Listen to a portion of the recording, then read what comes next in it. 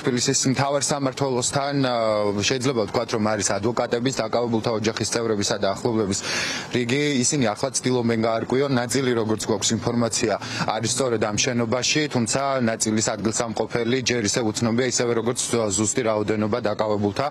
ასევე ერთ-ერთი მოთხოვნა იყო, რომ სასწრაფოდ დაკავების იზოლატორებში უნდა გამოცხადდეს სახალხო დამცველის აპარატის წარმომადგენელი, ვინაიდან არის ინფორმაცია მასთან დაკავშირებით, რომ რამდენიმე დაკავებულს შესაძლოა აღენიშნებოდეს ფიზიკური დაზიანება სავარაუდო ანგარიშწორების შედეგად. ვეცდები ადვოკატებით დავიწყო, ლაშა მოგესალმებით, ასევე ბატონი გუჯეც იმყოფება აბსაჯანიშვილი. ლაშა, თუ შეგიძლიათ გითხრათ ამ ეტაპზე უпростоრად რა შეგიძლიათ გითხრათ დაკავებულთა შესახებ და კიდევ ერთხელ ასე ვთქვათ შეფასებაც სამართლებრივიც მნიშვნელოვანი იქნება. ჩემთვის როგორც ცნობილი არის, რამოდენიმე ადამიანი ყავთ სამართლოში, როგორც ზუსტით სახელები და გვარები ჯერ ვერ დავაზუსტეთ, მაგრამ ასევე მნიშვნელოვანი არის, რომ ეს ადამიანები დაკავებული ადამიანები ყავთ მიკროავტობუსებში და ეს არის ყველანაირი კანონდარღვევა, იმიტომ რომ მათ ესაჭიროებათ სწრაფი ადვოკატის მომსახურება. მნიშვნელოვანი რა არის, ხო, აი აქ ვართ ადვოკატების შეკრებილები და სისტემა ყველანაირი კანონს არღვევს, ხო, ან რა კანონებზეა ხო საუბარი, პირდაპირ ნახეთ, ხარება ის მოძალადე კრიმინალი, როგორ ძალადობდა ფიზიკურად ადამიანებზე, როგორ საერთოდ კანონდარღვევა არ ყოფილა მოქალაქეების მხრიდან, როგორ ძალი დააკავეს და მოქალაქეების პროვოკაცია როგორ მოუწყეს. ეხლა არ გვეუბნებიან ეს მოქალაქეები სად არიან და მნიშვნელოვანი არის ეს სახალხო დამცველო. ბატონო, სახალხო დამცველო. თქვენ გაქვთ კანონით და საშუალება, რომ ეხლა მოხვიდეთ სამართლოში პირდაპირ შეხვიდეთ, იზოლატორში პირდაპირ შეხვიდეთ. ჩვენ არ გვაქვს ამის უფლება. ჩვენზე საშვი უნდა დაუშვან ასე შემდეგ და ასე შემდეგ და ჩვენ არ გვაქვს ამის უფლება. ერთადერთი ამ ქვეყანაში ეხლა აქვს სახალხო დამცველს უფლება, რომ ეს ადამიანები მოძებნოს.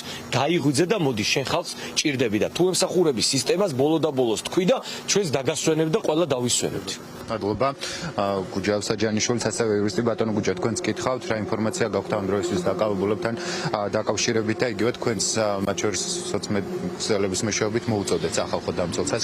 რატომ არის მნიშვნელოვანი სახალხო დამცველის აპარატის გააქტიურება? მნიშვნელოვანი გარემოება არის, ნახეთ, დღევანდელი დღე იწყება გუშინდელი დღიდან და გუშინდელი დაკავებებიდან და დაკავებების მცდელობიდან. გუშინ, როდესაც სახალხო დამცველს შევატყობინეთ, ის მოვიდა 4 საათის შემდგომ, როდესაც უკვე ადვოკატებს პირები გათავისუფლებული ყავდა.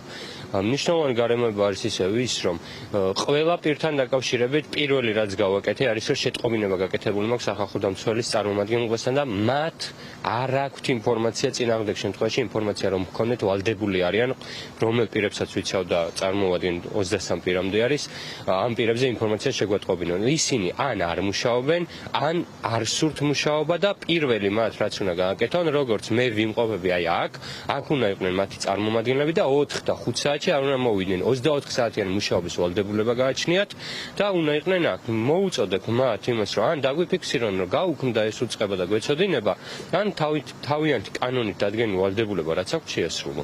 ხომ არ გაქვთ ინფორმაცია მუხლებზე, რასაც ედავებიან? მუხლები თავადვე ჯერ რადგან არ აყავთ მოყვანილი, ეს იმას ნიშნავს, რომ მათ უფროსობას არ გადაუწყვეტია ამ ყველაფერს როგორ დააუქმებს და შესაბამისად მე რაიმე მუხლზე რო ვისაუბრო, ის იქნება ვარაუდი და ვარაუდებით არ ვისაუბრებ.